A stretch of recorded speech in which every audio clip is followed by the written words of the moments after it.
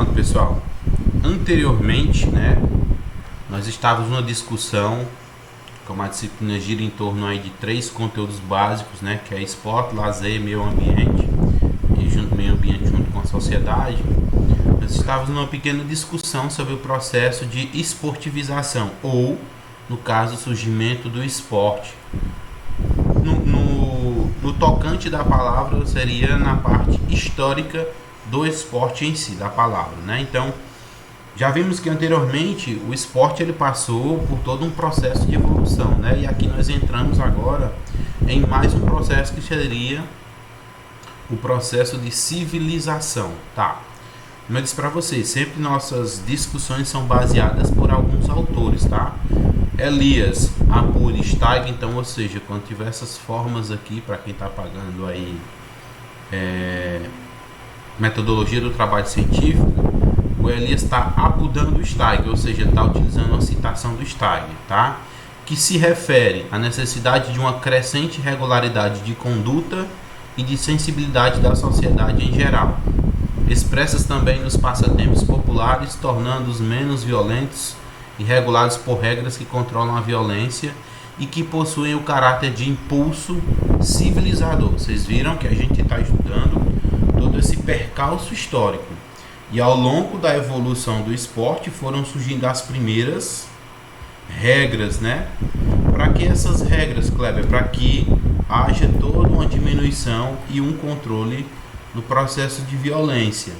Dito isso, nós podemos chamar esse pequeno movimento de estruturação, de organização e de reformulação do esporte, né, de o caráter de impulso civilizador. Então, ou seja, quanto mais civilizado o esporte, né, menos violência vai ter, maior é o controle das regras. E aí, lembro-me que nós começamos uma pequena discussão em torno dos estádios, né, que são os estádios de futebol fora do Brasil comparando com o Brasil, ou seja, é um processo até de civilização, né? Se você colocar hoje em dia as torcidas, tá, perto dos atletas, eles vão querer, por exemplo, se a sua equipe perder, eles vão querer entrar em campo e bater ou em alguém do seu time que errou, do time que ele torce, ou bater na equipe adversária. Não sei por quê, porque não justifica nada, né?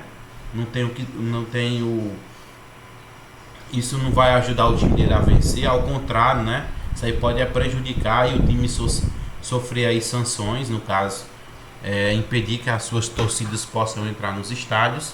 Então isso aqui tudo é um processo de civilização. Algumas são mais civilizadas do que outras. Traduzindo para o nosso contexto, seria algumas sociedades são mais educadas do que outras. É o exemplo, é claro, lá também acontece, só que com um risco muito baixo, porque cada pessoa que entrar no campo para agredir, seja o juiz ou os demais atletas, né, que estão jogando, vai sofrer uma punição e ele pode nunca mais pisar no estádio de futebol. Então o cara pensa 2, 3 vezes antes de entrar em campo para poder fazer isso, né? Então é o exemplo que nós discutimos, acho que foi a galera que citou os estádios da Espanha, da Itália, se eu não me engano foi, né? Que a própria torcida ela fica bem próxima, cerca de 10 metros, eu acho, sem aquela arquibancada grande do Brasil, né? Ou seja, bem próximo aí dos atletas. Então tudo isso aqui é um processo de civilização. Dentro do esporte, o principal quesito é a criação de regras, né? Como a gente sabe, o futebol ele é regido por regras. Eu estou dando o exemplo do futebol, mas isso aqui pode ser empregado para qualquer outro tipo de esporte, tá ok? Falo do futebol porque é o esporte teoricamente mais conhecido, tá? Então, todo esporte ele é regido por regras, e essas regras, como vocês vão ver futuramente nas disciplinas esportivas, são regidas por sanções, tá? E essas sanções são progressivas. O que é isso, Kleber? São punições, dependendo da gravidade do ato, ou a falta que o atleta realiza, né? Ele vai receber uma punição específica. no exemplo do futebol, seja do cartão amarelo até a expulsão, tá? Seja lá no handball, que é desde a advertência verbal até a desqualificação, né? E aí nós temos aí a aplicação do cartão amarelo, os 2 minutos que ele fica fora da partida no handball. Então isso aqui tudo são regras para poder conter a violência dentro do esporte lá naquela prática esportiva, tá? E aí, só frisando aqui para vocês verem, são a criação de regras específicas para se conter a violência no momento da prática esportiva, tá? Então, qual o nome desse processo, Kleber? Processo de civilização, tá? E aí, é claro, nós temos um pouco do esporte dentro da ascensão da burguesia inglesa, tá? Que é no século aí 18. E aí a public school, né, a escola pública, ligada às elites inglesas, ocorreu a passagem do jogo ou passatempo popular ao esporte, tá? Antes o que a gente tinha como um esporte elitizado, né, que é somente as grandes famílias ou populações com alto poder aquisitivo poderiam praticar, e até hoje nós temos vários exemplos de esportes, né, que eu poderia dar para vocês que ainda são elitizados, né? E aí se ficar a pergunta, Kleber, eu não entendo a terminologia de elitizado. É que são determinados públicos que têm acesso a essa modalidade esportiva. E aí eu posso dar alguns exemplos para ficar mais fácil, tá? Natação.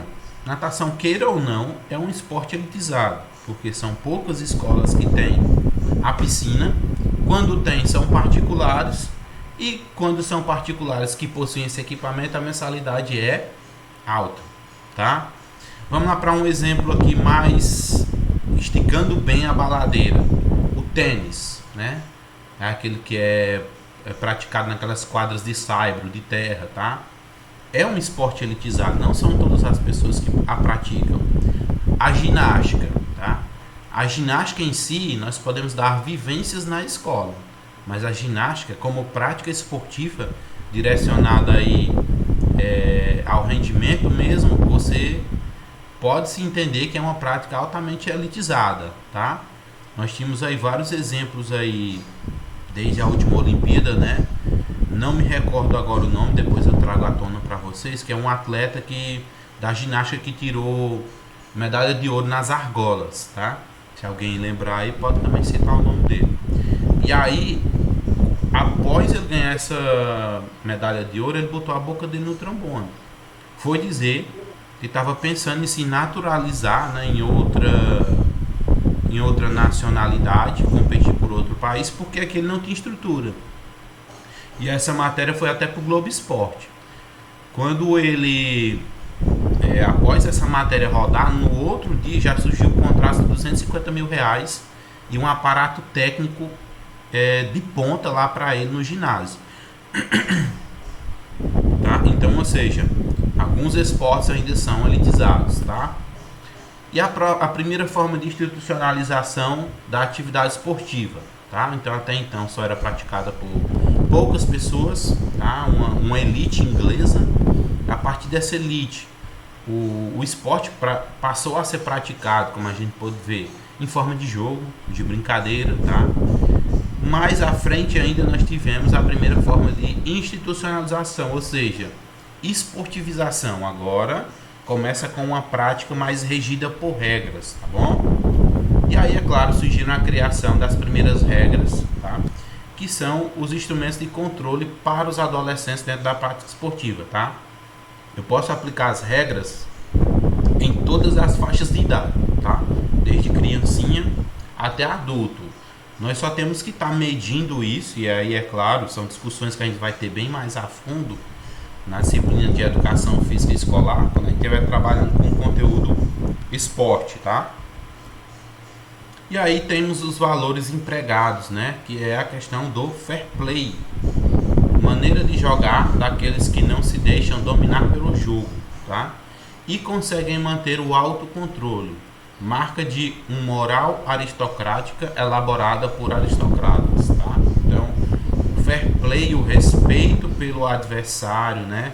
Dentro da partida, o controle emocional surgiu a partir dessa ascensão burguesa, quando o esporte foi, né, institucionalizado com a criação das primeiras regras. Então, quando o atleta tem o total respeito às regras, bem como para com o adversário, às vezes pode estar previsto na regra que xingar o adversário não é uma questão de aplicação de sanção, de regra, né, de cartão, de punição e tal, mas uma questão de fair play, de você respeitar o seu adversário, por mais que a sua equipe esteja perdendo. E no outro caso, Kleber, nós também temos o fair play, né, da equipe que está ganhando.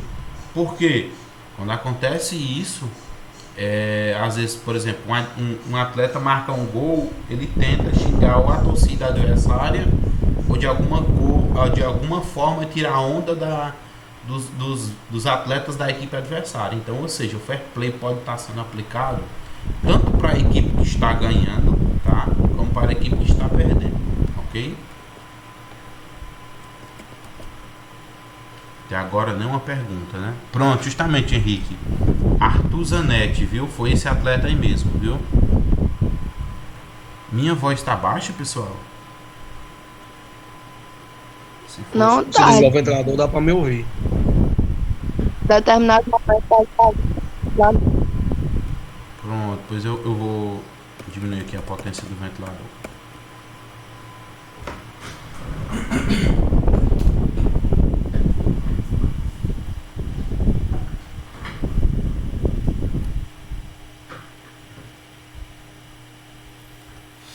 Pronto, dando continuidade, né? Das escolas públicas para o associatismo, né? Ativismo esportivo.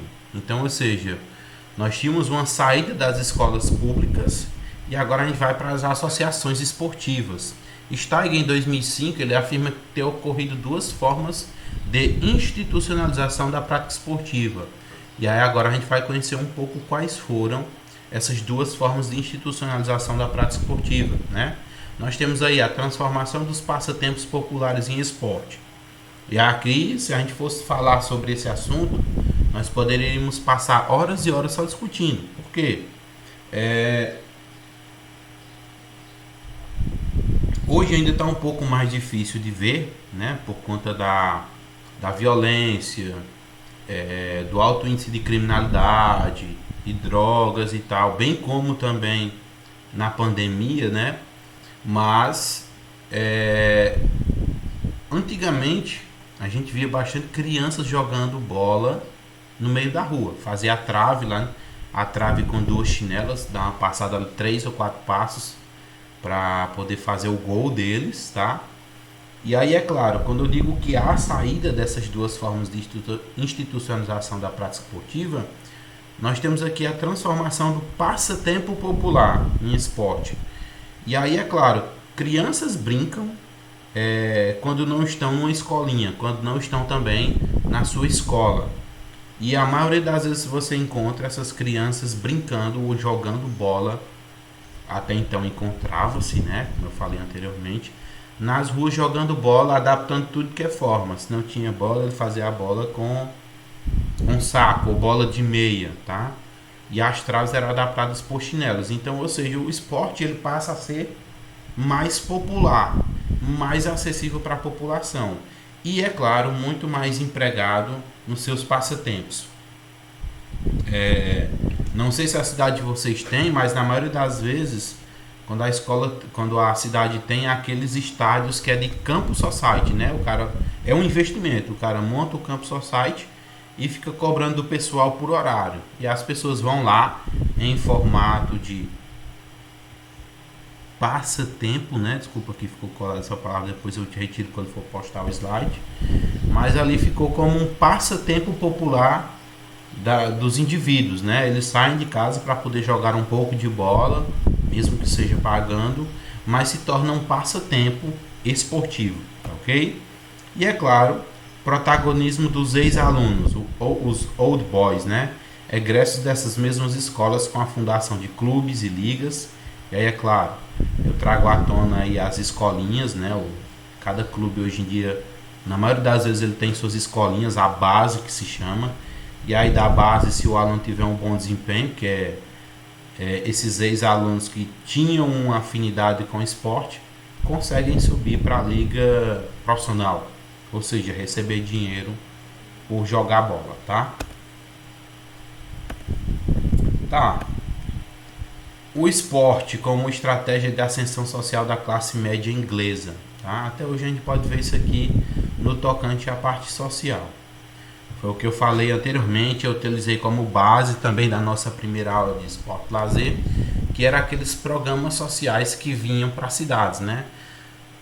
Mais uma vez eu digo, se alguém participou, tem conhecimento ou não, né? É o esporte segundo tempo, que tinha antigamente com várias modalidades esportivas. E aí o governo do estado disponibilizava todo o material para os professores que iriam trabalhar, os monitores, né? Bem como, se a cidade tinha aí as suas quadras disponíveis, né? O professor conseguia organizar para poder ter as escolinhas. Mais uma vez, era resgatando principalmente aqueles alunos que estavam, né, num estado de vulnerabilidade social, ou seja, pouca atenção, pouca educação, pouco acesso à saúde, então, ou seja, as classes menores, tá bom? Então, a classe de estratégias, né, média utilizou-se de alguma dentre as quais se destacam a educação escolar e os esportes. Por isso que eu coloquei aí tanto essa perspectiva escolar como esportiva num ponto de vista social, tá? Então o esporte também pode ser tido como uma estratégia de resgate dessas classes. Aqui tá falando principalmente na época da sociedade inglesa, da classe média, mas nós podemos contextualizar um pouco mais, trazer um pouco para os nossos dias de hoje. Vocês podem ver aí os dois exemplos que eu citei, que são os programas sociais esportivos, né? Que tinha antigamente o segundo tempo e logo mais à frente evoluiu, que era o PELC, Esporte e Lazer na Cidade, tá? E aí, é claro, também houve a busca do status social por parte da classe média emergente, a qual, pretendendo aproximar-se das classes altas e também se distinguir das massas, tá? Isso aqui é apenas um distanciamento, a gente pode falar aqui da classe média, querendo se utilizar do status social na parte esportiva para se aproximar das classes altas, ou seja, aquela classe mais elitizada, com mais poder econômico, tá? O esporte não dá brecha para isso, tá? Até a gente já discutiu em aulas anteriores. Oi. Em questão do tipo dessa ou até mesmo da burguesia que fala na sociedade inglesa, eu acho que, por exemplo, no Brasil, ela tem alguma diferença ou tipo vai no mesmo caminho? Porque eu vejo isso, né? É tipo uma classe média que o senhor está dizendo, destacam-se educação escolar e o esporte. Aí no Brasil, podia ser conjugado também como isso? Pode e deve, por exemplo, você pode citar dois pontos de vista aqui. Quem é que tem mais acesso à educação, à saúde e o esporte de qualidade? Vamos dizer por assim. A classe média alta, né? Que são com as escolas particulares. Só que cada vez mais esse quadro tem se virado. Em que ponto de vista? Eu vou utilizar o esporte escolar. Tá? A gente tem uma grande aplicação do esporte escolar, tá? Diferentemente do que era nessa parte da sociedade da burguesia inglesa, que hoje o esporte ele é acessível para todos. E nas escolas, na maioria das vezes, eu também tenho que citar isso aqui, que tem escola que não tem nem quadra. Mas tendo esse equipamento, né, as crianças que têm pouco poder aquisitivo conseguem ter acesso ao esporte e aí, é claro, até mesmo mudar de vida. Eu dou aí, mais uma vez, eu dou exemplo, eu também trabalho no ensino fundamental. Eu tive cerca de 2 alunos que saíram de lá e já estão jogando por aí em alguns times. Tinha um que era, deixa eu ver aqui, tem um que está na base do Ceará, um aluno meu, e tinha o outro que foi, só um minuto aqui, O outro eu não lembro aqui agora qual é o time. Não vou lembrar aqui agora. Não lembro qual é o outro time, mas ou seja, até como é que eu posso dizer, na escola pública, nesse nosso regimento brasileiro, ela também dá essa oportunidade para os nossos alunos, tá? O que era diferente dessa sociedade burguesa inglesa, né? Até então, o pessoal só poderia utilizar o esporte como uma forma de passatempo, tá? Para poder brincar, jogar e tal, etc. Mas não tinha tanto caráter de esportivização.